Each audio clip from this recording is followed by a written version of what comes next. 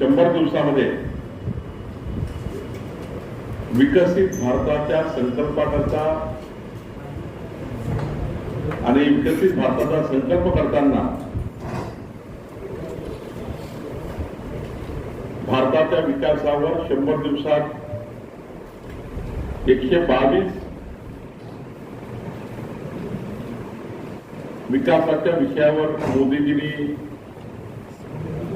मोदी सरकारने निर्णय घेतले। मोदीजींनी लोकसभा निवडणुकीमध्ये जो मॅन्युफॅक्चर दिला होता, विकासाचा जाहीरनामा दिला होता, पहिल्या 100 दिवसामध्ये मी आपल्याला 122 मुद्दे देणार आहे। या 122 विकासाच्या विषयाचे निर्णय आपल्याला लेखी देणार आहे। पण हे करताना ठळक मुद्दे सांगताना पहिल्या 100 दिवसामध्ये 15 लाख कोटी रुपयाचे इन्फ्रास्ट्रक्चरचे प्रकल्प याला 100 दिवसातच मान्यता मिळाली। 3 लाख कोटी रुपयाचे कामं सुरू झाले। त्याची यादी आपल्याला देतो आहे। आपण बघितलं असाल महाराष्ट्रामध्ये मागच्या वेळी मोदीजी आले, वाळवंटमध्ये 76,000 कोटी रुपयाचा वाळवंटचा जगातला सर्वोच्च बंदर, म्हणजे जगातल्या 10 सर्वोच्च बंदरामध्ये वाळवंटचं बंदर हा मागच्या 40 वर्षापासून न होणारा प्रकल्प, त्याला कामाला सुरुवात झाली। प्रधानमंत्री ग्राम सडक योजनेच्या 9व्या टप्प्याला मान्यता मिळाली, जेणेकरून ग्रामीण भागातले संपूर्ण रस्ते आता प्रधानमंत्री ग्राम सडक योजनेमध्ये संपूर्ण महाराष्ट्र आणि देशामध्ये होणार आहे। जवळपास 49,000 कोटी रुपये प्रधानमंत्री ग्राम सडक योजनेच्या कामाला 25,000 गावांना देण्याचा निर्णय मोदी सरकारने घेतला आणि यामध्ये 62,500 किलोमीटर 25,000 गावांना 62,500 किलोमीटरची कनेक्टिव्हिटी होणार आहे। आपण बघितलं असाल किसान मित्र योजनेमध्ये मोदीजींनी प्रधानमंत्री किसान सन्मान योजनेचा 17वा हप्ता रिलीज केला। 9,30,00,000 लोकांना, शेतकऱ्यांना 20,000 कोटी रुपयाचा रक्कम मागच्या हप्त्यामध्ये वितरित झाली आणि आतापर्यंत 12,33,00,000 शेतकऱ्यांना 3 लाख कोटी रुपये वितरित झाले। 3 लाख कोटी रुपये वितरित झाले।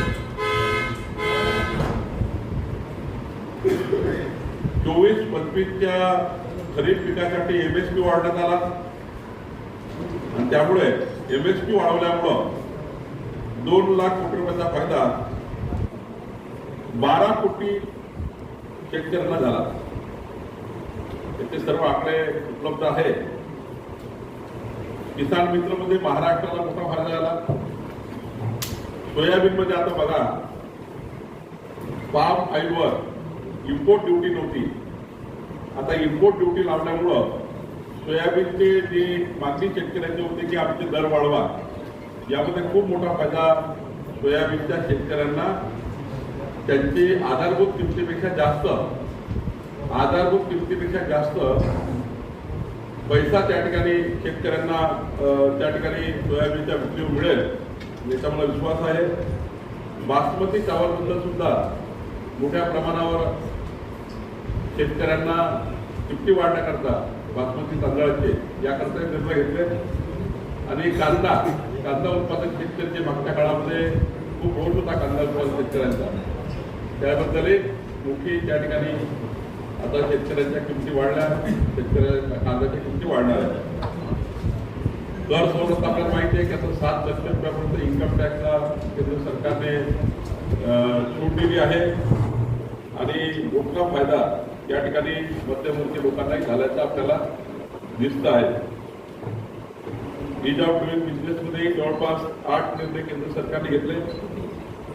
सशक्त तरुण योजनेमध्ये 2 लाख कोटी रुपयाच्या PM योजना तरुणामध्ये रोजगार आणि कौशल्य निर्माण करण्याचा, तरुणामध्ये रोजगार आणि कौशल्य निर्माण करण्याचा सशक्त तरुण योजना ही योजनेचं काम सुरू झालं. आपण बघितलं असाल जसं महाराष्ट्रामध्ये मुख्यमंत्री माझी लाडली बहीण योजना आपल्या महाराष्ट्र सरकारने सुरू केली, त्याचप्रमाणे सशक्त नारी शक्तीमध्ये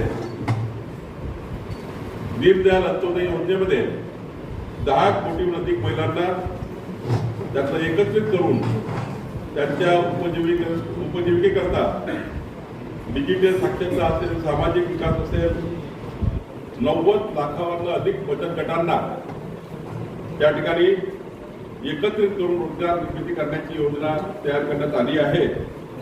आणि आता बघितलं तुम्ही जळगावमध्ये 1.5 लाख आमच्या बहिणी त्या कार्यक्रमाला होत्या.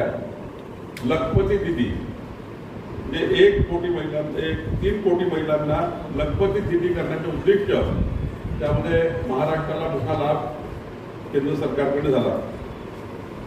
ओबीसी मागासवर्गीय अनुसूचित जमाती या समाजाकरताही जे पिछडा वर्ग आहे या समाजाच्या विकासाकरता माननीय मोदी सरकारने मागच्या 10 वर्षात जर देश पुढे नेला तर या 100 दिवसामध्ये या ठिकाणी उन्नत ग्राम अभियानामध्ये म्हणजे बघा या ठिकाणी आदिवासी सामाजिक सुधारणा करण्याकरता उन्नत ग्राम अभियानामध्ये 63,000 अनुसूचित जमातीच्या गावांचा